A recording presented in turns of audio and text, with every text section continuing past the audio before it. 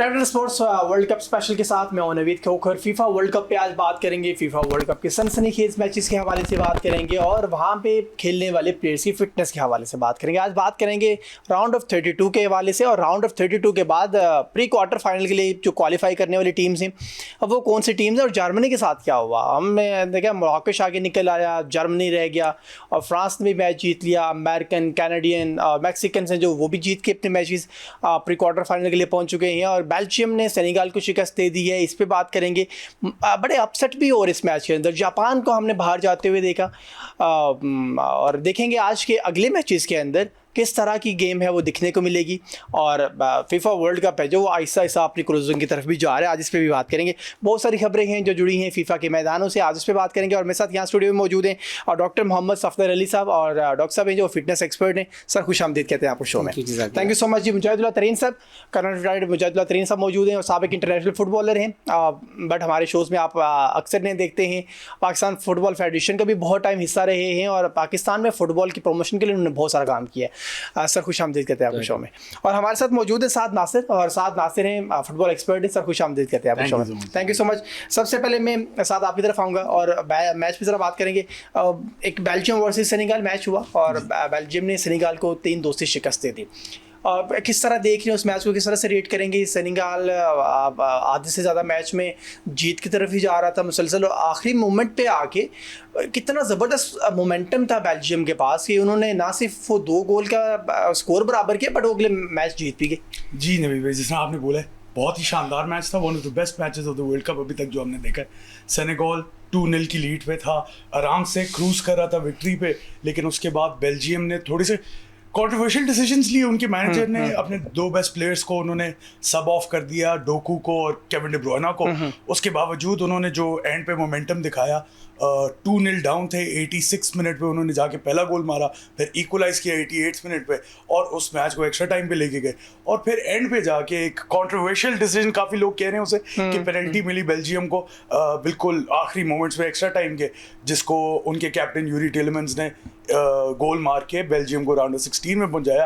और इस तरह का कमबैक बहुत कम देखा है हमने वर्ल्ड कप में, लेकिन ऑनेस्टली इस तरह के मैचेस ही चाहिए होते हैं एक टूर्नामेंट को चार चांद लगाने के। हाँ, अच्छा साहब, आप इस मैच में कंट्रोवर्शियल डिसीजन की बात कह रहे हैं, क्या जो रेफरी होता है उसके पास राइट होता है, इख्तियार होता है कि लास्ट मोमेंट भी अगर चल रहे हों, बॉल उसके पास हो और डिसीजन इस तरह का हो कि आप इतने नज़दीक हो तो आप किक कर सकते हैं या मैच को जारी रख सकते हैं कुछ मिनट्स के लिए? जी वो तो कुछ लम्हात के लिए वो तो होता है, लेकिन आजकल अब क्योंकि VAR आ चुका है, वीडियो असिस्टेंट रेफरी का रिव्यू होता है उसके अंदर, तो वो एक सहूलियात भी है रेफरी के पास कि यूज कर सकते हैं उसे वीडियो रिव्यू। राइट है ये बिल्कुल राइट है उसके पास। तो कोई भी कंट्रोवर्शियल डिसीजन, कोई फाउल, कोई रेड कार्ड, कोई डिसअलाउड गोल, पेनल्टी की कॉल, तो वो वीडियो की हेल्प लेके उसने वही डिसीजन दिया। पहले तो उन्होंने पेनल्टी नहीं दी थी, उसके बाद जब रिव्यू किया उन्होंने तो उन्हें लगा कि सेनेगलीज प्लेयर ने पहले फाउल कर दिया था जिसकी वजह से उन्हें पेनल्टी। आपके ज़हन में वो फेयर प्ले था? जी मेरे लिहाज से तो वो पेनल्टी थी। बिल्कुल ठीक हो गया सर। करण साहब आपकी तरफ आऊँगा। सर बेल्जियम वर्सेस सेनेगल, इस मैच पे क्या कमेंट करेंगे? No it was a very interesting match. बड़ा अप एंड डाउन मैच हुआ, मतलब ऑडियंस के पॉइंट ऑफ व्यू से बहुत अच्छा मैच हुआ। और सेनेगल ने वो जिस तरह हम पहले भी कह रहे थे कि उनका राउंड 32 में आना भी बड़ा मुश्किल बन रहा था, लेकिन वो आखिरी मैच में उन्होंने 5 गोल किए इराक को, फिर क्वालिफाई किया राउंड ऑफ 32 के लिए। इस मैच में मैं एक्सपेक्ट कर रहा था कि सेनेगल जीतेगा, क्योंकि वो जिस तरह बंदा डूबते निकल आता ना, फिर उसमें बड़ी जान पड़ जाती है। और एग्जैक्टली उन्होंने प्रूव भी किया। 2-0 लीड किया और उनका बॉल पोजीशन और बाकी ओवरऑल जो गेम पर वो किए होते हैं। बहरहाल it was part of the game. चलते चलते आखिर में जिस तरह पहले इन्होंने एक्सप्लेन किया कि वो रेफरी ने उसको पेनल्टी किक दे दिया VAR के कंसल्ट करने के बाद, तो मैं इन माय ओपिनियन ये कंट्रोवर्शियल डिसीजन नहीं था, बल्कि एक वन साइडेड डिसीजन था। It was totally a wrong decision in my opinion. अगर आप बारीकी में जाके देखें ना जी, सेनेगल का प्लेयर बॉल को किक कर रहा है और अपोनेंट प्लेयर ने आके उसको आगे अपना पाँव डाल दिया, तो वो एक किस्म का उसका पाँव उसका गिर गया, वो दोनों बल्कि दोनों गिर गए। तो ये सेनेगल के प्लेयर ने ऐसे फाउल नहीं किया, वो बॉल क्लियर कर रहा था, उसने आके पाउंड डाल दिया तो वो हो गया। ये इन माय ओपिनियन तो उसका फाउल था, अपोनेंट टीम का फाउल था। तो ये एक बहरहाल वो एक वीआर का हेल्प लेके और सारा कुछ करने का, जब वीआर ले रहे थे मैं कह रहा था ये decision will go against Senegal. उसको एक हाइप बन चुका था, एक सिचुएशन बन चुकी होती है, तो वो Senegal it was unfair Senegal के साथ जाती इन माय ओपिनियन। अच्छा सर, ये हम पहले भी अपने शोज में बात करते रहे कि आजकल जो नए रूल्स आए हैं आप इनको कैसे देखते हैं? क्या ये मैच की सनसनी के लिए तो बहुत अच्छे, बट ये बहुत आपको रेफरीज को भी बट साथ प्लेयर्स को भी बड़ा रिस्ट्रिक्ट कर देते हैं विद इन सर्कल कि आपने नए रूल्स जो बनते हैं आमतौर पे प्लेयर्स के लिए बड़ा मुश्किल हो जाता है। ऑफ साइड को लेके बहुत सारी जो नई चीज़ें आई हैं, कैसे देखते हैं इनको? असल में वीआर सिस्टम तो अच्छा है, एक किस्म के वो जैसे कंट्रोवर्सी होते हैं या डाउटफुल डिसीजन उनको ख़त्म करने के लिए, but then at the same time VR system को इंट्रोड्यूस करने के साथ साथ बहुत सारी चीज़ें और इफ़ेक्ट हो जाती हैं। रेफरी की डिसीजन की, रेफरी की जो एक किस्म का पहले देखें इतने अरसा से फुटबॉल चल रहा और सारा चल रहा है, ठीक है, अगर उस वक्त कंट्रोवर्सी डिसीजन होते हैं तो वो तो अभी भी हो रहे हैं, फिर वीआर का फ़ायदा क्या हुआ? तो ये बहुत सारी चीज़ें इसमें मैं ये कहूँगा कि इन चीज़ों को, इन प्रॉब्लम को कंट्रोवर्सी जितनी ख़त्म होंगी, गेम के फेयर प्ले की स्पिरिट उतनी बेहतर हो जाएगी। बिल्कुल ठीक है डॉक्टर साहब, आपकी तरफ आऊँगा। हम इसी मैच पे थोड़ी सी बात करेंगे, सेनेगल वर्सेस बेल्जियम।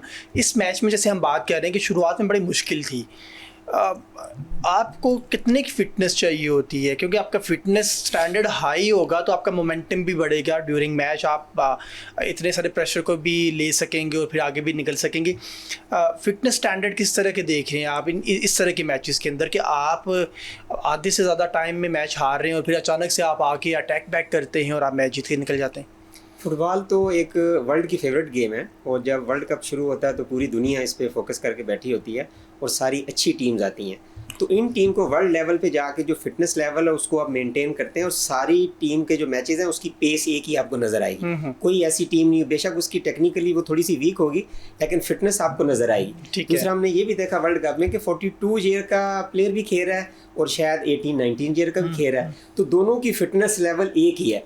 हम अपने पाकिस्तान को देखें तो पाकिस्तान में हमने आज मुमकिन है सर 19 का और 42 की बिल्कुल मुमकिन है। इसका मतलब है कि फिटनेस को मेंटेन किया जा सकता है। ठीक है, 30 ईयर तक आप अपनी फिटनेस को लेके जाते हैं, उसके बाद उसका जो मेंटेनिंग फेज है वो आपके ऊपर डिपेंड करता है। ठीक है, अगर मेसी और रोनाल्डो खेल रहे हैं तो उन्होंने अपनी फिटनेस लेवल तो मेंटेन की हुई है। हमने आज ही अरशद नदीम को 30 ईयर में ही आउट कर दिया कि पता नहीं अगली ओलंपिक खेलेगा नहीं खेलेगा। उन्होंने साबित किया है कि 42 ईयर की एज में भी आप अगर वर्ल्ड कप खेलते हैं और पूरा मैच खेलते हैं तो इट मीन्स कि आप अपनी फिटनेस लेवल को मेंटेन किया जा सकता है। वर्ल्ड में 60+ लोगों ने भी पार्टिसिपेट किया हुआ है, तो इट मीन्स कि अब 60 वाला और 18 वाला अपनी फिटनेस को मेंटेन कर सकता है, तो फिटनेस उसके आपके अपने बस में है। और दूसरा फिर फुटबॉल का पूरा मैच खेलना और उस लेवल पे खेलना, उस पेस पे खेलना, आपकी टेक्निक में कुछ ना कुछ लूप होल हो सकते हैं, सम टाइम आपकी मिसिंग भी हो सकती है।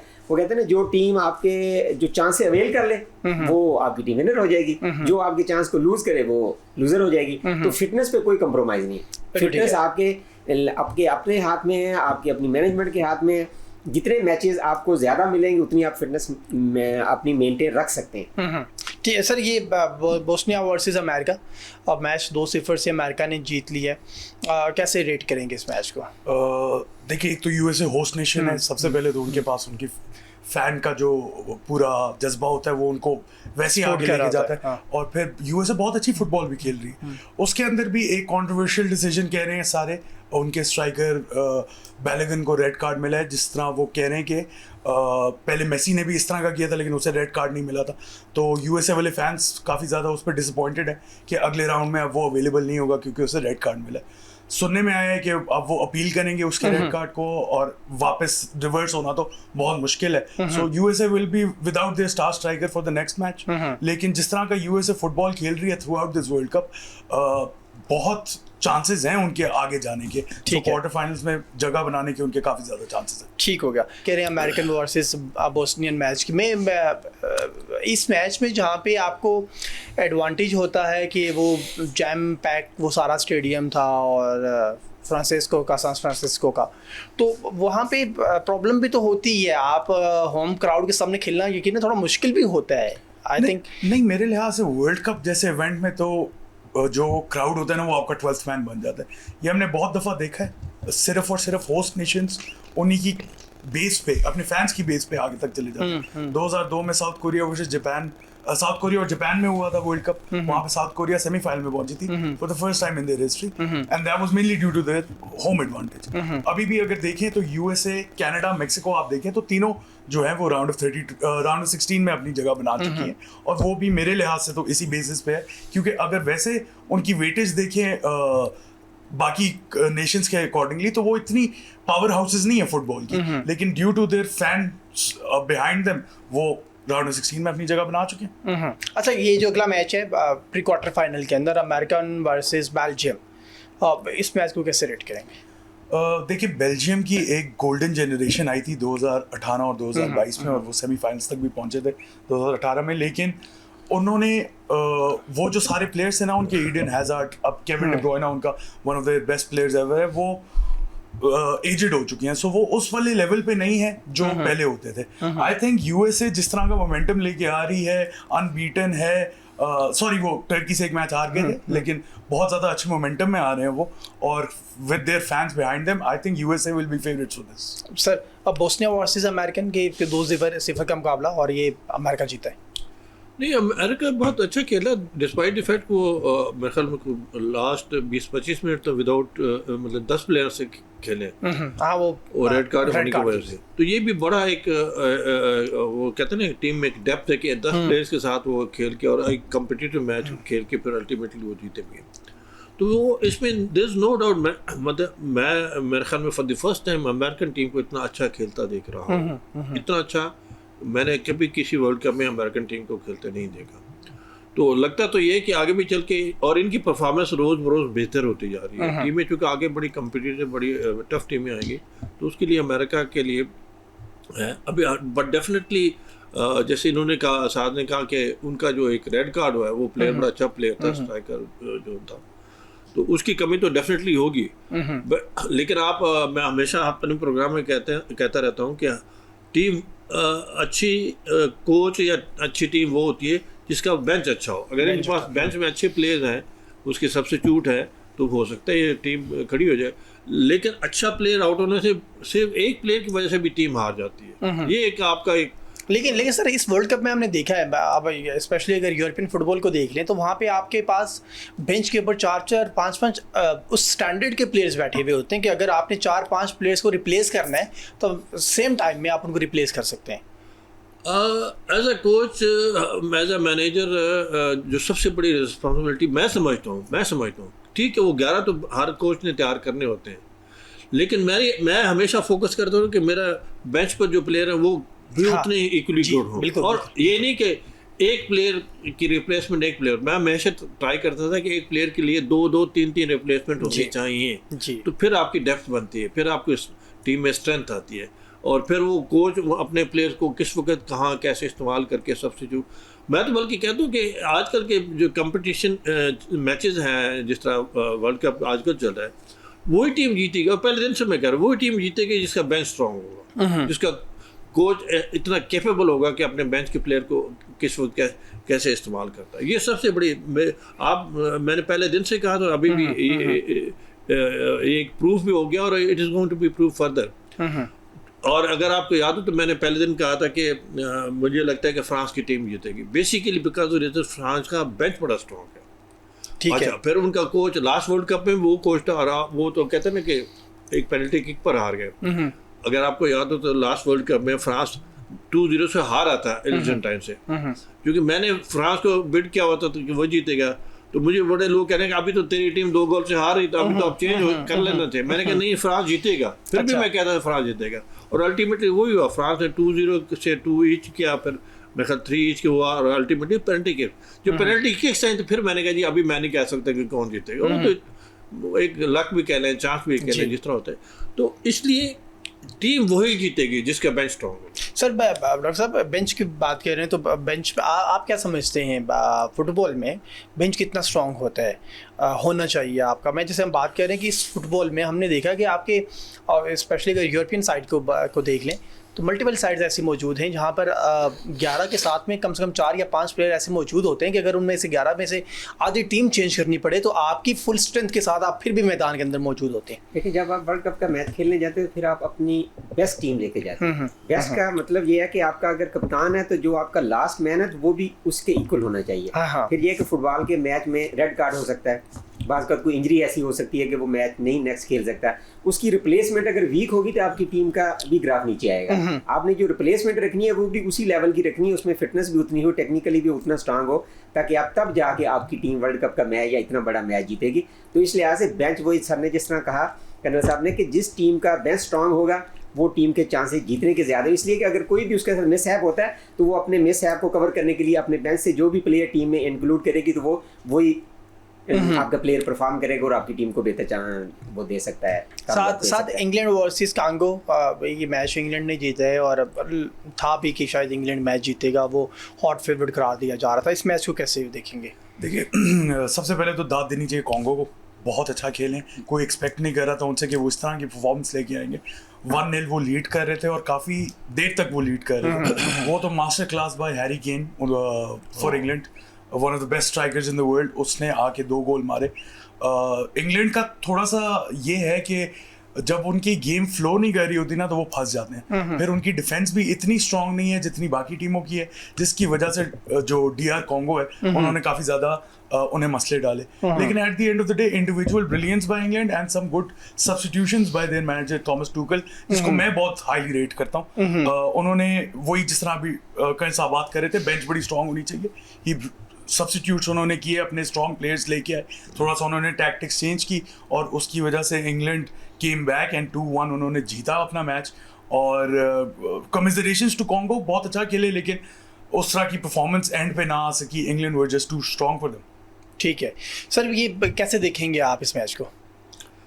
ये मैच तो बड़ा अच्छा मैच हुआ, बड़ा इंटरेस्टिंग मैच हुआ उस लिहाज से। कांगो ने, to be very frank, Congo ने मेरी एक्सपेक्टेशन से ज़्यादा अच्छा खेला। अगर आपको याद हो तो शुरू वर्ल्ड कप जब अभी मतलब शुरू भी नहीं हुआ था, एक प्रोग्राम हम कर रहे थे तो उसमें ये था कि इंग्लैंड को हम कह रहे थे कि रेट कर रहे थे कि शायद ये भी फाइनल चैनल तक पहुंच जाए, मतलब उसकी टीम को देख के, उसको बेंच को देख के हम ये प्रेडिक्ट कर रहे थे, जो कि उन्होंने काफ़ी हद तक प्रूव किया। लेकिन एक मैच वो हारे उसमें अपने ग्रुप मैच में। इस मैच में मैन ऑफ द मैच कह लें, इनका हीरो कह रहे हैं, वो हैरी केन है। मतलब उसने इतने दोनों गोल बड़े आउटस्टैंडिंग गोल किया और उस लिहाज से अपनी टीम को नीचे से वो ऊपर दिया, तो ये बड़ा एक वो होता है। But then at the same time ये जितना ऐसे प्लेयर अच्छे होते हैं, बाद में फिर अपोनेंट टीम उनको मार्क भी करती है। अभी अगले मैचेस में देखेंगे, जो अगर मैं लेट से इंग्लैंड के खिलाफ खेलना होता है मेरी टीम ने, तो मैं सबसे पहले हैरी केन का तोड़ निकालता है कि इसको मैंने कैसे काबू करना है, इसको कैसे मैंने मार करना है। और मेरे ख्याल में हैरी केन, एक मैच में हैरी केन नहीं खेला और मैं इंग्लैंड हार गया था, आई एम नॉट रॉन्ग, ठीक है। वो कोच ने उसको नहीं खिलाया था, मे बी इंजर्ड और समथिंग, या उसको रेस्ट देना चाह रहा था। तो इंग्लैंड की आधी टीम ही हैरी केन है, बेस्ट स्कोरर वही है, स्कोरर है एक्चुअली वही। बाकी इनका वो बेलिंगमैन है, वो बड़ा अच्छा है, पर समझते थे वो इस वर्ल्ड कप में मैचेस में इतना अच्छा नहीं खेल रहा, हालांकि वो अपना लीग के मैचेस जो होते हैं क्लब के। सर ये वीडियो एनालिसिस, आप एनालिस्ट आपके साथ मौजूद होते हैं टीम के साथ, और आप हर एक चीज़ को, और स्पेशली जब भी आप किसी टीम के खिलाफ मैच में जा रहे होते हैं तो आप अपोनेंट टीम को ज़रूर देख रहे होते हैं कि उनकी 11 कौन सी वाली हो सकती है, या स्क्वाड में से आपके कौन आपके खिलाफ खतरनाक हो सकते हैं। तो क्या कि उनको मॉनिटर किया जाता है, उनके मुताबिक वो चीज़ें, उनके मुताबिक लोगों को तैयार नहीं किया जा रहा? बिल्कुल, इसमें तो देयर इज नो डाउट, ये बड़ी इंपॉर्टेंट है। ये तो वीडियो देखिए, हम तो वो वीडियो के एनालिसिस नहीं देखे, मैच देख के हम बात कर रहे हैं ना, कि मैं जैसे कह रहा हूँ कि हैरी केन का 50% of the England team is Harry Kane. तो इस तरीके से कोच, अच्छे कोचेस तो वो कहते हैं ताड़ लेते हैं, पकड़ लेते हैं कि कौन सा हमारे टीम के लिए खतरनाक होगा, उसको हमने कैसे तोड़ करना, डिफेंस में, अटैक में, हर चीज़ में। तो कोच उसकी पूरी एक स्ट्रेटजी होती है, पूरी एक फिलासफी होती है, पूरा एक तैयारी करके आता है। तो ये पाकिस्तान में ठीक है, हम उस लेवल पर नहीं है फुटबॉल में बात करता हूँ, लेकिन बाहर के कोचेस तो पूरे एक, वो मुझे याद है इटली का कोच था, I am forgetting his name, जब उसने वर्ल्ड कप जीता तो वो वर्ल्ड कप जीतने के बाद उस कोच को जो इटली की बड़ी फेमस यूनिवर्सिटी उसमें जाके वो लेक्चर देता था कि हमने क्या तैयारी की, स्ट्रेटेजी क्या थी, फिलासफी क्या थी, चीज़ें क्या थी, मतलब वो एक किस्म का फिलासफर बन गया कि उसने वर्ल्ड कप जीता है और किस तरह जीता, उस पूरी प्लानिंग कैसे करते थे, मैच कैसे खेलते थे, स्ट्रेटेजी क्या होती थी, वो पूरी यूनिवर्सिटीज को उसने लेक्चर दिए। मतलब वो कोच आम शाम बंदा नहीं होता बिल्कुल इस लेवल पर। डॉक्टर साहब, ये वक्त गुजरने के साथ साथ लोगों के जो स्किल्स के स्टैंडर्ड्स हैं वो भी हाई होते जा रहे हैं, जो फिटनेस स्टैंडर्ड्स हैं वो भी बड़े हाई होते जा रहे हैं। जब हम फीफा वर्ल्ड कप को देखते हैं तो हम देखते हैं कि बहुत फास्ट, बहुत स्टैंडर्डाइज और बहुत हाई स्टैंडर्ड की फिटनेस आपको इसमें चाहिए होती है। आप क्या समझते हैं दुनिया के इस तेज़ी के साथ ग्रूम होते हुए स्पोर्ट्स इस इंडस्ट्री के अंदर फिटनेस स्टैंडर्ड्स कितनी तेज़ी से बढ़ रहे हैं? जिस तरह स्पोर्ट्स डेवलप हुई है, इसी के साथ साथ सारे उसके पैरामीटर डेवलप हुए हैं। यानी हम जो पहले वाली फिल्म, आज से अगर आप 50 साल पहले वाला फुटबॉल मैच देखें, उसकी पेस ये नहीं होगी। बिल्कुल और आज की जो पेस है उसमें आपकी टेक्नोलॉजी ने बहुत बड़ा रोल प्ले किया। फिर आपकी स्पोर्ट्स जो एजुकेशन है उसने बहुत किया। आप देखें, एक टीम के साथ आपके पास फिजिकल ट्रेनर होगा, साइकोथेरेपिस्ट होगा, फिजियोथेरेपिस्ट होगा, कोच होगा, असिस्टेंट कोच होगा, वीडियो एनालिसिस, इतने लोग एक्सपर्ट उसके साथ, बल्कि एक एक प्लेयर के साथ होंगे। हम कहते हैं कि टीम तो मैदान के अंदर खेल रही है ना, तो उसके कोच बाहर खेल रहे हैं, उनके माइंड बाहर एक दूसरे को ऑब्जर्व कर रहे हैं और उसके अगेंस्ट अपनी वो ना कहते हैं प्लानिंग कर रहे हैं। इसी तरह हर कैप्टन एक दूसरे के वर्सेस अपनी प्लानिंग कर रहा है, प्लेयर कर रहा है, गोलकीपर कर रहा है, तो वो पूरी अच्छा, इसी तरह कौम पूरी एक दूसरे के वर्सेस आई होती है कि हमारी टीम खेल रही है। तो ये सारी चीज़ें इतनी एडवांस हो गई हैं, तो जब तक एजुकेशन नहीं इसमें इन्वॉल्व होगी, रिसर्च बेस इसमें डाटा नहीं होगा, हर प्लेयर का पता होता है। अब देखिए, कोच बाहर बैठा है, वो अपने जिस तरह उन्होंने कहा करने सामने कि वो मार्क कर रहे हैं। अगर कोई एक प्लेयर अपनी फिटनेस से डाउन खेल रहा है ना, तो वो कोच को बाहर पता चल जाएगा, वो अपने प्लेयर को कहेगा ये आपके पास एक गैप बन रहा है, यहाँ से आपने अटैक करना है। तो इसी तरह कोई भी टीम अपने कोई भी वीक पॉइंट कभी दूसरी टीम को नहीं देती, उनके पूरे मैच देखते हैं। हम अगर अपनी हॉकी टीम को देखें तो अपनी हॉकी टीम अपोनेंट का मैच देखती थी, बैठ के पूरी टीम को दिखाते थे, फिर कोच उनको बताता था ये इस प्लेयर के प्लस पॉइंट है, ये इसके माइनस पॉइंट है, आपने कहाँ से अटैक करना, आपने कैसे इससे जीतना है। तो ये तो आजकल इतनी एक किस्म की मैदान की जंग है, तो जंग में फिर किसी को मौका नहीं दिया जाता कि आप जहाँ से आगे अटैक करण साहब, ये जिस तरह से डॉक्टर साहब भी बात कह रहे हो, हम देख भी रहे हैं कि बहुत स्टैंडर्ड्स बदल गए हैं। आप क्योंकि इंटरनेशनल फुटबॉलर रहे, इंटरनेशनल मैचेस आपने खेले, मैं जानना चाहूँगा आपके टाइम के फुटबॉल में आजकल तो मेरे ख्याल में 13-14 किलोमीटर तो फी मैच एक प्लेयर भाग रहा होता है, तो फिटनेस स्टैंडर्ड्स तब भी और आज में भी आप किस तरह के देख रहे हैं? नहीं, डेफिनेटली ये मैं सिर्फ पाकिस्तान की बात नहीं कर रहा हूँ, all over the world. In fact football में फिटनेस स्टैंडर्ड पर बहुत ज़्यादा इनकी कंसंट्रेशन होती है, और मेरे ख्याल में फिटनेस सबसे इम्पॉर्टेंट फैक्टर है किसी भी प्लेयर की डेवलपमेंट के लिए, इम्प्रूवमेंट के लिए, ग्रूमिंग के लिए। फिटनेस बेसिकली है तो फिर आगे उसको फर्दर ट्रेन किया जा सकता है, ग्रूम किया जा सकता है। फिटनेस नहीं है तो फिर नहीं। और फिटनेस के लिए तो बड़ा इम्पोर्टेंट, मतलब जैसे डॉक्टर साहब ने कहा, फूड न्यूट्रिशन पर बड़ा काम होता है, उनकी ट्रेनिंग पर बड़ा काम होता है।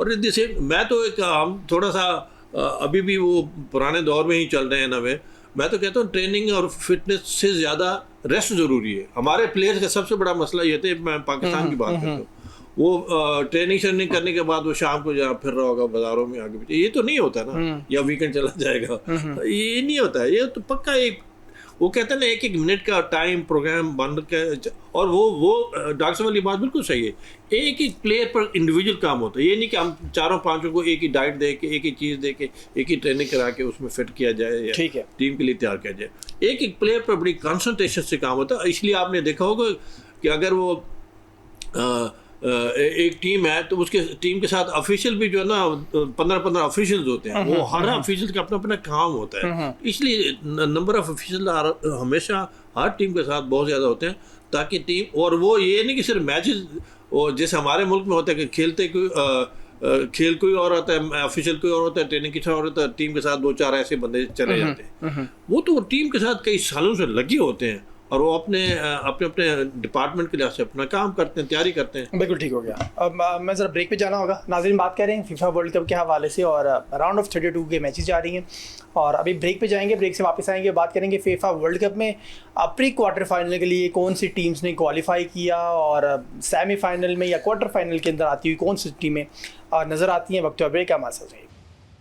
वेलकम बैक जी। बात करें आज फीफा वर्ल्ड कप के हवाले से और कुछ मैचेस रहते हैं जिन पे हमने डिस्कशन करनी है। गुज़श्ता इन दिनों में मैचेस खेले गए थे और स्पेशली हम बात करेंगे फ्रांस वर्सेस स्वीडन, और फ्रांस बड़ा कंसिडर किया जा रहा है सेमीफाइनलिस्ट टीम्स के अंदर। इस पर बात करेंगे। साथ हमारे साथ मौजूद है साथ फ्रांस वर्सेस स्वीडन, और फ्रांस को आप भी किस पोजीशन पे आता हुआ देख रहे हैं? देखिए, बड़ा शौक होगा अगर फ्रांस फाइनल के लिए क्वालिफाई ना करे तो मतलब आप फाइनल में देख रहे हैं? हाँ जी, क्योंकि जैसा कर्नल साहब ने पहले भी बात की, स्क्वाड की पूरी बात होती है, बेंच से कौन उठ के आ रहा है। तो ओवरऑल अगर देखा जाए, best defence, best attack, best bench France की अभी तक। जिस तरह की वो फुटबॉल खेल रहे हैं, मेरे लिहाज से तो अभी वो सेकंड गियर से आगे नहीं निकले। अभी तो उनके पास इतना टैलेंट और मौजूद है कि वो जब जाना चाहें तो वो फिफ्थ गियर जब लगाएंगे, फिर देखिएगा वो किस तरह का खेलते हैं। जिस तरह उन्होंने स्वीडन को ब्लो अवे किया, ये एक्सपेक्टेड इन अ सेंस था, लेकिन पर्सनली मैं नहीं एक्सपेक्ट कर रहा था कि इतने आसानी से ये करेंगे। फ्रांस जैसी टीम, मैं पहले भी कह रहा था, अभी भी मैं कह रहा हूँ, 2002 की जो ब्राजील थी ना, that was considered as tournament से पहले की ये फेवरेट्स हैं। फ्रांस भी उसी लेवल पे, और अगर ये फाइनल में ना पहुंचे तो बहुत बड़ा शॉक होगा। मोरक्को वर्सेस नीदरलैंड सर, ये मैच भी मोरक्को जीत गया, और ये बड़ा मेरा ख्याल है हम लोग उसको रेट नहीं कर रहे थे कहीं पे नीदरलैंड के मुकाबले में। अच्छा, आपकी मैं नहीं कह सकता, लेकिन मैं तो शुरू के प्रोग्राम में भी कहा था कि मोरक्को इज वन ऑफ दोस्त टीम जो एक बड़े अपसेट कर सकती है। और लास्ट टाइम पे वो सेमीफाइनल तक तो पहुंचे थे, मेरे ख्याल बड़े अपसेट करते। उस हिस्ट्री के अलावा उनके पास और कोई हिस्ट्री मौजूद नहीं थी। और मैंने इनका मोरक्को का और सेनेगल का अफ्रीकन कप का फाइनल मैच देखा था, उसमें भी दोनों टीमों ने बहुत क्लास खेला था, बड़ा अच्छा। और मैं उस वक्त से दोनों टीमों को बड़ा अच्छा ग्रेड कर रहा था। अनलकीली सेनेगल आउट हो गई, उसके साथ ज्यादती हुई in my opinion. They should have been pre और प्री क्वार्टर फाइनल पहुंचे तो शायद आगे भी निकल जाते, क्योंकि उस टीम में स्ट्रेंथ है, डेप्थ है। एनीवे, अभी चूंकि हम बात करें मोरक्को की, मोरक्को मेरी असेसमेंट में फ्रांस को तो मैं शुरू से फेवरेट कह रहा हूँ वर्ल्ड कप के लिए। तो मेरे ख्याल में फ्रांस और अर्जेंटाइन का शायद फाइनल हो, लेकिन उसके साथ साथ मैं मोरक्को को भी कहूँगा। Morocco is going to be the, मतलब अगर वो बात हुई है, किस्मत ने साथ दे तो ये बड़े अपसेट कर सकती है आगे भी चल के। आप उसे फाइनल में देख रहे हैं? फाइनल नहीं तो मेरे ख्याल में सेमीफाइनल पहुंचना चाहिए। सेमीफाइनल पहुंचना। अच्छा, मोरक्को वर्सेस अगला मैच इनका प्री क्वार्टर फाइनल में कनाडा के साथ होने वाला है। हाँ, ये मोरक्को और कनाडा का मैच, कनाडा भी बहुत अच्छा खेलता है, इसमें there is no doubt. I think थोड़ा सा Canada as compare to Morocco down है। नहीं, Morocco is better than Canada, there is no doubt about it, there is no doubt about it. लेकिन कनाडा जिस तरह खेल रहा है तो it's going to be a good match, और मेरे ख्याल में मोरक्को इज फेवरेट इस मैच में। मोरक्को को जीतना चाहिए और अच्छा मैच होगा, अच्छा मैच होगा। उस लिहाज से कनाडा अच्छा खेल। देखिए, I am happy on this account के जितने होस्ट कंट्रीज हैं, अमेरिका है, मैक्सिको है, कनाडा है, ये अच्छे खेल के आगे आ रहा है। ये नहीं कि बस सिर्फ इनका साथ ये मोरक्को वर्सेस कनाडा, ये इसको कैसे देखेंगे इन प्री क्वार्टर फाइनल? देखिए, मोरक्को फेवरेट्स तो है, लेकिन football is a funny game. Canada with their host nation behind them, मेरे लिहाज से मोरक्को को जीतना चाहिए। और कर्नल साहब ने बात की, मोरक्को को सेमीफाइनल में देख रहे हैं। मसला उसका सिर्फ ये है कि अगर वो क्वालिफाई करते हैं तो उन्हें क्वार्टर फाइनल में फ्रांस मिलेगी।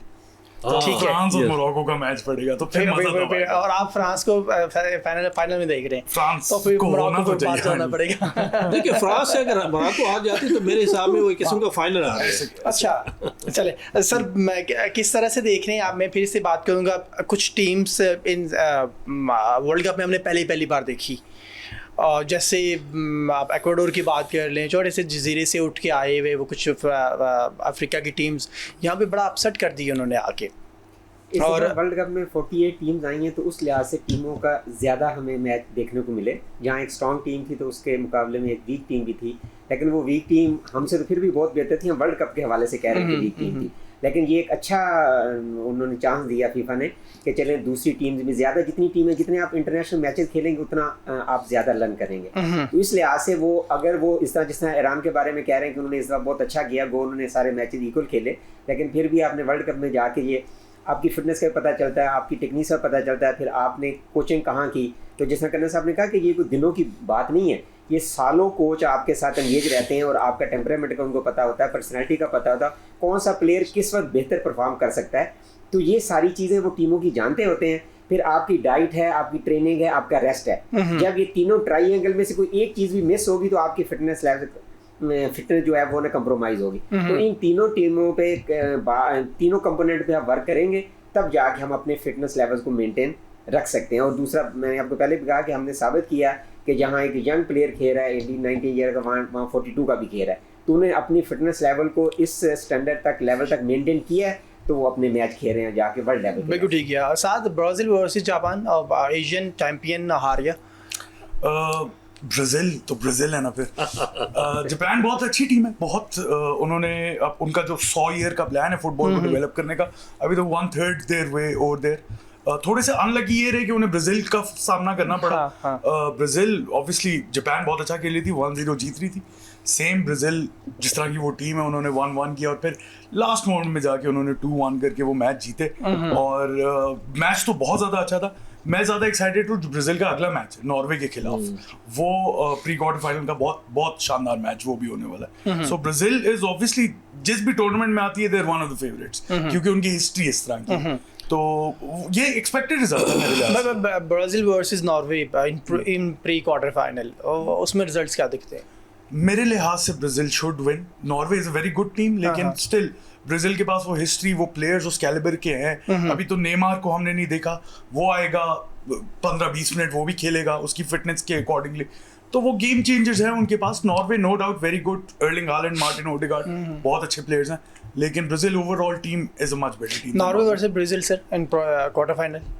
नॉर्वे ब्राज़ील के चांसेस ज़्यादा है जीतने के। Brazil much better team than Norway. Norway ज़्यादा तो डिपेंड करती है अपने उनके वो हॉलैंड के ऊपर। अगर वो ब्राज़ील के सारे डिफेंडर्स जो हैं, प्लेयर्स जो हैं बड़े एक्सपीरियंस और उस लिहाज से वो 1-2 प्लेयर को मार करने उनके लिए मसला नहीं है। ये गुड मैच, लेकिन मेरे ख्याल में ब्राज़ील के जीतने के चांसेस ज़्यादा हैं।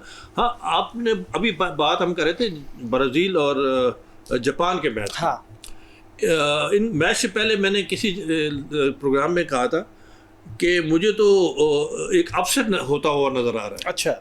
और मेरे ख्याल में वो अपसेट होते होते रह गया। अच्छा। लास्ट सेकंड में मैच जाके अपसेट होते होते रह गया। मैंने भी वैसे बोला था जापान सेमीफाइनल तक पहुंचेगी, ठीक है, लेकिन वो ब्राज़ील से मैच पड़ी।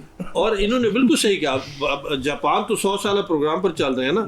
2004 से आप डायरेक्टर टेक्निकल PFA में, तो मुझे उस वक्त से पता है कि जापान उस वक्त से तैयारी कर रहा था वर्ल्ड कप के लिए 2004। अभी उसको आप कह लें कि 20-22 साल तो हो गए, तो 20-22 साल की मेहनत अभी नज़र आ रही है। जापान जैसी कौम जिसके पास रिसोर्सेज की कमी नहीं है, फैसिलिटीज़ की कमी नहीं है, किसी चीज़ की कमी नहीं है जापान के पास। इवन देन अभी तक वो 20 सालों में वो कहते हैं ना प्री क्वार्टर फाइनल में भी नहीं पहुंच सके। तो ये एक बड़ी मैराथन रेस होती है। तो ये मैच बड़ा अच्छा हुआ ब्राज़ील और जापान का। और मेरी एक नेचर है, मैं हमेशा जो मैच हो रहा है तो उसमें जो इंफीरियर टीम होती है या हल्की टीम होती है उसको मैं सपोर्ट करता हूँ। और उसको मैं इसलिए सपोर्ट करता हूँ कि देखता हूँ कि ये किस तरह फाइट करते हैं, अपने एक सुपीरियर टीम को किस तरह टैकल करते हैं, फाइट करते हैं, उसको ट्राई टू ओवरकम। और जापान ने they perform very well in my opinion. मेरी एक्सपेक्टेशन जापान बहुत अच्छा खेला, जापान खेला और वो अपसेट होते होते रह गया। किस्मत की बात कह रहे हैं, जो भी आप बात करें, ब्राज़ील के खिलाफ खेलना आम शाम टीमों का या आम शाम प्लेयर को काम नहीं है। और वही हुआ जिसका वो जैसे कहते हैं, इन my opinion Japan played the best game against Brazil. Okay sir, ये जापान को जगह अगर आप देखते हैं तो ये बड़ी सिलेक्टिव सी गेम और बड़ी कैलकुलेटेड सी गेम और इस तरह की, इनके फिटनेस स्टैंडर्ड बहुत आउट क्लास है जापान के, और स्किल्स भी बहुत अच्छे हैं। आप किस तरह से देखते हैं आप एशियन टीम को, स्पेशली जापान जैसी टीम को? नो डाउट ऑस्ट्रेलिया जो यूरोपियन फुटबॉल है वो तो एक है स्टैंडर्ड अलग, बट जापान के फिटनेस स्टैंडर्ड। जब हम फुटबॉल की बात करते हैं तो फुटबॉल तो 8 ईयर से वो बच्चों को क्लब में लेते हैं और 12 ईयर तक वो अपनी लर्निंग कंप्लीट कर चुके होते हैं। लर्निंग आप ये समझ लें कि अंडर 16 आपकी लर्निंग कंप्लीट हो चुकी है, उसके बाद आपने उसको इम्प्रूव करना है, मेच्योर करना है। अगर हम उसको अंडर 20 या अंडर 23 में आके टेक्निक सिखा रहे होंगे तो फिर तो वो प्लेयर नहीं बनता। उसने अपनी फाउंडेशन और अपना बिल्डअप जो है वो उसी स्कूल लेवल से कॉलेज लेवल कंप्लीट करके आना। वहाँ तो आपको यूरोप में पता है कि सारे के सारे क्लब सिस्टम है। तो क्लब में वो बच्चा लेते हैं, वो अंडर 12 ईयर भी खेलेगा, अंडर 14 भी खेलेगा, अंडर 16 भी, तो वो एक थ्रू प्रोसेस चलता आएगा और अपनी डेवलपमेंट करता आएगा। जैसे हम लॉन्ग टर्म डेवलपमेंट कहते हैं एथलीट की, तो वो इसी तरह होती है कोई 15-20 दिन महीने का कैंप लगा के, तो कोई ऐसी हमारे पास तो है नहीं जादू की चिड़ी जिससे हम कहीं टीम बन जाए। तो वो तो उसी तरह शुरू से, जब वो 8 साल का बच्चा, उसकी लर्निंग जो, और आप 16 या 18 वाले को जो सिखाएंगे वो टेक्निक कभी भी इक्वल नहीं। बिल्कुल ठीक हो गया। डॉक्टर साहब ने एक बड़ी अच्छी बात की, मैं उसको इसलिए फर्दर कंफर्म करूंगा। आर्सेनल वेंगर जो है ना, जो टेक्निकल हेड है फीफा के, मतलब उससे ज़्यादा इंटेलिजेंट बंदा या टेक्निकल बंदा नहीं कोई उसने ये कहा है in one of his interviews कि अगर एक प्लेयर की डेवलपमेंट होनी है, उसका स्किल होना है या उसकी टेक्निकल एबिलिटी को बेहतर करना है, तो 14 साल तक आप कर सकते हैं। अगर 14 साल तक वो बन गया तो फिर आप उसको फुटबॉल आगे खेलना चाहिए। अगर 14 साल तक, अंडर 14 ईयर्स तक वो अपनी डेवलपमेंट नहीं कर सकते उस लेवल की, फिर उसको आगे फुटबॉल नहीं खेलना चाहिए। तो ये बड़ी मुश्किल साइंस है। इट्स नॉट दैट इजी कि हम खेल के और फुटबॉल स्पोर्ट्स साइंसेस। ये साथ भाई, जर्मनी को क्या हुआ?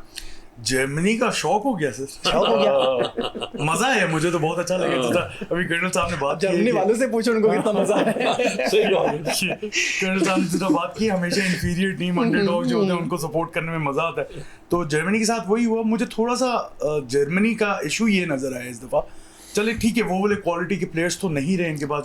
जर्मनीज वैसे काफी यंग ब्लड था उनके पास, यंग टीम थी काफी, लेकिन थोड़ा सा मुझे उनका मसला ये रहा है, देखिए पेनल्टीज पे हारना, there is no shame in it, ठीक है, वो लक, जैसा कर्नल साहब ने बात की, कभी लक आपके साथ नहीं होती। लेकिन उनके जो प्लेयर्स हैं ना, जो वहां से जर्मन कैंप से खबरें आ रही हैं कि उनके प्लेयर्स ने रिफ्यूज किए पेनल्टी लेने से कि यार नहीं, मैं डरा हुआ। तो फिर ये जो बात आती है ना, वहां पे आप फिर पीछे रह जाते हो। अंडर प्रेशर आ गए, उन्होंने कहा यार नहीं। और फिर जो उनका 6th पेनल्टी टेकर था जोनाथन टा, उसने जिंदगी में पेनल्टी नहीं ली हुई थी सो किसी भी कम्पिटिटिव मैच में। तो वो आके, अब चांसेस तो नहीं है कि वो मिस करेगा, लेकिन उसको मैं ज्यादा ब्लेम नहीं करूंगा क्योंकि उसने कहा कि यार चले कोई और नहीं ले रहा तो मैं स्टेप अप करता हूँ। तो ये चीजें थोड़ी सी फुटबॉल में देखिए, स्किल्स और फिटनेस और ये सब कुछ भी मैटर करते हैं, लेकिन साथ माइंड भी आपका बहुत मैटर करता है। मेंटल स्ट्रेंथ कितनी आप, मेंटल स्ट्रेंथ, प्रेशर को किस तरह हैंडल कर सकते हैं, ये चीजें फिर जर्मनी लैक कर रहा है। इस स्टैंडर्ड ऑफ गेम के ऊपर तो लोगों के बड़े प्लेयर्स के पाँव हाथ में फूल जाते हैं, है ना। अच्छा, एनीवेज हम राउंड ऑफ 32 की बात कर रहे थे और इस पे हम कुछ जो राउंड ऑफ 16 में पहुंचे, साउथ अफ्रीका वर्सेस कनाडा में कनाडा आगे आया है, ब्राज़ील वर्सेस जापान में ब्राज़ील, और जर्मनी वर्सेस पैराग्वे में, और पैराग्वे भी, मोरक्को भी, नॉर्वे भी, फ्रांस, मैक्सिको, इंग्लैंड, बेल्जियम और यूएसए। अब तक की जो हमारे पास फिगर्स हैं वो ये टीम्स क्वालिफाई कर गई हुई हैं राउंड ऑफ 16 के अंदर। बट आप कैसे देख रहे हैं, आप इन टीम्स में से आगे कौन सी टीमें आती हुई दिखाई दे रही हैं आपको? देखिए, सबसे पहले तो मैं बोलूँगा पैराग्वे को, जर्मनी को तो उन्होंने हरा दिया, लेकिन फ्रांस के साथ उनके लिए बहुत मुश्किल होगी। तो फ्रांस को तो आप ऐसा समझ लेंगे 90% इन है। 10% मैं इसलिए कह रहा हूँ क्योंकि फुटबॉल में कभी कुछ पता नहीं होता। साथ ही साथ ब्राज़ील वर्सेस नॉर्वे में मैं ब्राज़ील को देख रहा हूँ आगे आते हुए, although Norway is a good team. एक बहुत interesting match England versus Mexico का, ठीक है, क्योंकि इंग्लैंड उस तरह का नहीं खेली जिस तरह का सारे एक्सपेक्ट कर रहे थे उनसे इस टूर्नामेंट में कि बहुत अच्छा खेलेंगे। रिजल्ट्स उन्होंने निकाल लिए। Mexico on the other hand have been very very good. अभी तक उन्होंने गोल कंसीड नहीं किया अपने पूरे टूर्नामेंट में, 9 से ऊपर उन्होंने गोल मारे में। अभी भी वो 2-0 एक्वाडोर को हराए। एक्वाडोर जिसने पूरे अपने क्वालिफाइंग कैंपेन में सिर्फ 4 गोल कंसीड किए हुए थे, उन्हें 2 गोल उन्होंने एक ही मैच में मार दिए। So Mexico with their home nation England के अगेंस्ट, वो that match can go either way. उसके अलावा यूएसए बेल्जियम में मैंने आपको बता दिया कि मुझे लगता है ये यूएसए थ्रू होगी। और अभी तो अर्जेंटीना की बात नहीं की क्योंकि उसका मैच होना है, अभी स्पेन भी है, तो वहाँ पे कंपटीशन थोड़ा सा टाइट होगा। मैं कर्नल साहब, ये सेमीफाइनल में, क्वार्टर फाइनल के अंदर आप कौन सी 8 टीम्स को देखेंगे? अब तक जो अभी लाइनअप बन रहा है ना प्री क्वार्टर फाइनल में, जैसे साद ने भी कहा, उसमें जो मैच है पैराग्वे और इसका मोरक्को का, उसमें मैं पैराग्वे और उसका फ्रांस का, तो उसमें फ्रांस को मैं कहूँगा कि they are likely to win this match, और इतना मसला उनको होना नहीं चाहिए। ब्राज़ील और नॉर्वे का मैच भी इंटरेस्टिंग होगा, but then Brazil is favourite. And likewise Mexico England का is going to be very well contested match. England में जो चीज़ मैं लैक करता हूँ देखता हूँ ना, वो ये कि उनको गोल स्कोरिंग अपॉर्चुनिटीज़ या एबिलिटीज़ उनके प्लेयर्स में इतनी नहीं है जितनी कि उसमें। और फिर eight the same time Mexico और जैसे कहते हैं हर मैच में अच्छा खेल रहे हैं, हर मैच अच्छा खेल रहे हैं, हर मैच बेहतर से बेहतर खेलने की कोशिश कर रहे हैं। It's going to be very well contested, 50-50 मेरे ख्याल में होगा। लेट्स सी कौन वो जीतेगा, वो जो अपॉर्चुनिटीज़ को अपनी अवेल करता है। फिर मैच आएगा यूएस और बेल्जियम का, ये भी बड़ा इंटरेस्टिंग मैच होगा, बहुत इंटरेस्टिंग मैच होगा मेरे ख्याल में। बेल्जियम जिस तरह अभी पिछले मैच में सेनेगल को जीता, अगर इस तरह खेलते हैं तो वो उनका चांसेस हैं जीतने के। बिल्कुल सही है डॉक्टर साहब। ये कुछ एक साइड स्टोरी थी मेरे पास, और वो ईरान ने इल्ज़ाम लगाया है कि फीफा वर्ल्ड कप के अंदर अमेरिका ने जो रूल्स हैं उनके अगेंस्ट काम किया है, असूलों की खिलाफ वर्जी का इल्ज़ाम लगाया है ईरान ने। आप देखते हैं जिस तरह से फीफा है जो अपने तमाम रूल्स को जिस तरह से इम्प्लीमेंट करता है, एक तरफ उनके रूल में उन्होंने रशिया को बैन किया हुआ है, दूसरी तरफ वो जंगी सूरत हाल की वजह से यहाँ पे उन्होंने इजराइल को बैन नहीं किया। फिर आप ईरान के लिए इस तरह के मुतनाज़ किस्म की वो चीज़ें कर रहे हैं कि आप वहाँ पे इतने टाइम पहले जाएंगे, वापस आ जाएंगे, आप मैच ही चेंज कर सकते थे। ईरानियंस के साथ ये जो मोतसबाना रवैया है जो फीफा का, या फिर अमेरिकन का हम कह लें, कैसे ये आप नहीं समझते कि फ़ीफ़ा के सारे वर्ल्ड कप के ऊपर ये चीज़ असरअंदाज हो रही है? अगर हम एंशिएंट ओलंपिक की हिस्ट्री देखें ना, तो वहाँ ट्राइब आपस में सारा साल लड़ते रहते थे। जब ओलंपिक्स होती थी तो लड़ाई खत्म करके वो स्पोर्ट्स में आ जाते थे। जब आप स्पोर्ट्स में आ जाते थे, फिर आपकी प्रीवियस जो आपकी जंग है, लड़ाई है, उसको आप बिल्कुल खत्म कर देते, फिर आप अपनी स्पोर्ट्स की जंग में आ जाते। ऐसा होना नहीं चाहिए था, क्योंकि स्पोर्ट्स आपको ये सिखाती है कि जब आप ग्राउंड में आ गए तो फिर रूल सब के लिए वो सबको इक्वल चांस देते हैं। लेकिन कहना ये चाहिए कि अमेरिका जहाँ बाकी चीज़ें करता है, वो कौन सा किसी की मानता है। तो इस लिहाज से वो एक उसको एनिमी समझता हुआ, जंग के समझता हुआ, दूसरा वो थोड़ा सा हारा हुआ भी अपने आप को तसव्वुर तो नहीं करता, लेकिन दुनिया तो मानती है। तो उसका उसके इनर है वो तो किसी को नहीं पता ना क्या है। तो उसको देखते हुए कुछ ना कुछ झुकाव उसका दूसरी तरफ होगा कि उसको टफ टाइम दिया जाए, उसको तंग किया जाए। दुश्मन को फिर दुश्मन के लिए आसानियां नहीं पैदा की जाती, उसके लिए कोई ना कोई ऐसे रूल बनाए जाते हैं। नहीं भी बनाए तो ये क्वेश्चन मार्क फीफा पे जरूर रहेगा कि आपने सबको एक जैसा। हम अगर अपने माहौल में देखें ना, अगर एक मेहमान को आप अच्छा तरह ना उसको ट्रीट करें, वेलकम करें, तो वो जाकर नाराज होता है, देखो जी दूसरों को अच्छी तरह किया, मुझे नहीं किया। अब टीम जो वर्ल्ड कप में गई तो वो तो सारी की सारी एक जैसी थी। मेजबान को, होस्ट को, सबके साथ एक जैसा ही बर्ताव करना चाहिए था। अगर कोई थोड़ी बहुत कमी कुताही रह गई है तो उसको माजरत कर लेनी चाहिए, लेकिन वो नहीं करेंगे। तो ये एक क्वेश्चन मार्क मेरी उसमें नज़र में फीफा पे रहेगा कि उसने ये इस चीज़ को अच्छी तरह हैंडल नहीं किया जिस तरह करना चाहिए था। बिल्कुल कर्नल साहब, इम्पॉर्टेंट और अच्छी बात ये भी है कि इस वर्ल्ड कप के अंदर तीनों होस्ट नेशंस ने आगे राउंड ऑफ 16 के लिए क्वालिफाई किया, जिससे कम से कम वो जो ममालिक हैं उनके लोगों का जोश व जज्बा बरकरार रहेगा इन राउंड ऑफ 16 में। आप कनाडा, अमेरिका, मैक्सिकन्स को राउंड ऑफ 16 से आगे जाता हुआ देख रहे हैं? मैक्सिको के चांस हैं जिस तरह वो खेल ने वो आगे निकलने जाने के लिए, और यूएसए और बेल्जियम का मैच भी अच्छा होगा, इट डिपेंड्स। लेकिन यूएसए अच्छा खेल दिया, बेल्जियम भी बहुत अच्छा खेल दिया, अभी लास्ट मैच उन्होंने जीता, बड़ा अच्छा खेला, तो इसमें चांसेस है अच्छा होस्ट कंट्रीज का आगे जाने के लिए। लेकिन जो अभी जो इशू आप डिस्कस कर रहे थे ना, ईरान का, यूएसए का, और उस लिहाज से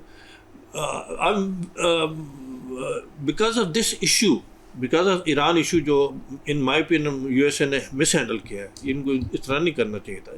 जंग है, खेल है। अब जब वो खेलने के लिए आ रहे हैं तो फिर बल्कि उन यूएसए को चाहिए कि उनको आउट ऑफ वे जाके लुक आफ्टर करते हैं, उनको फैसिलिटेट करते हैं कि ठीक है जंग तो हमारी उधर हो रही है, तो हम खेल रहे हैं। और खेल हमेशा होता ही है, दोस्ती के लिए, फ्रेंडशिप के लिए पॉजिटिव रोल होता है। तो यूएसए ने इस ईरान इशू पर फीफा की पोजीशन को कंप्रोमाइज़ कर दिया, जो कि मैं बड़े नहीं होना चाहिए था। हमारे देखें, हम फुटबॉल खेलते हैं और पीएफएफ हो गया, फीफा हो गया, हमारा एएफसी हो गया, हमारे लिए बड़े एक बहुत बड़े ऐसे इंस्टीट्यूशंस हैं, ऐसे कि इनकी एक कहते हैं साख है पूरी ऑल ओवर द वर्ल्ड। और आउट ऑफ द स्पोर्ट्स जो ऑर्गेनाइजेशन है उसमें FIFA is the best in my FIFA damage हुआ इस इवेंट के अंदर। इस इवेंट की वजह से, यूएसए की वजह से फीफा का इमेज डैमेज हुआ, जो कि नहीं होना चाहिए। साथ ये जो जिस पे हम बात कर रहे हैं, स्पेशली तीनों होस्ट नेशंस हैं जो वो क्वालिफाई कर रही हैं राउंड ऑफ 16 के लिए, बट आप इन्हें कहाँ पे देख रहे हैं? मेरे लिहाज से तो इन तीनों में से एक टीम को आगे जाना चाहिए। मेक्सिको और इंग्लैंड का बहुत हाईली कंटेस्टेड मैच होगा, चांसेस हैं मेक्सिको के आगे जाने के, लेकिन मुझे लगता है eight the and England will go through. USA Belgium वाले भी मैं थोड़ा सा हूँ कि यूएसए हरा देगी बेल्जियम, और कनाडा तो मुझे नहीं लगता मोरक्को को हरा सकती है। कनाडा मोरक्को को नहीं हरा सकती। इन तीनों में मुझे लगता है यूएसए जाएगी अगले राउंड में, बाकी दोनों का थोड़ा सा मुश्किल है। ठीक हो गया sir, thank you so much. हमारे साथ गेस्ट मौजूद है जी, बात कर रहे थे आज फीफा वर्ल्ड कप के हवाले से और सनसनीखेज मैच जारी हैं राउंड ऑफ 32 के और मल्टीपल टीम्स राउंड ऑफ 16 के अंदर प्री क्वार्टर फाइनल के अंदर पहुंच चुकी हैं। और अब आज हम ये भी बात कर रहे थे कि क्वार्टर फाइनल के अंदर आने वाली टीम, बट हमारे एक एक्सपर्ट ने ये भी बताया कि सेमीफाइनलिस्ट टीमें भी उन्होंने फाइनल की हुई हैं और साथ तो कहते हैं कि फ्रांस उनको फाइनल में जाता हुआ दिखाई दे रहा है। आज की शो से अपने होस्ट नवीद खोखर को इजाज़त दें।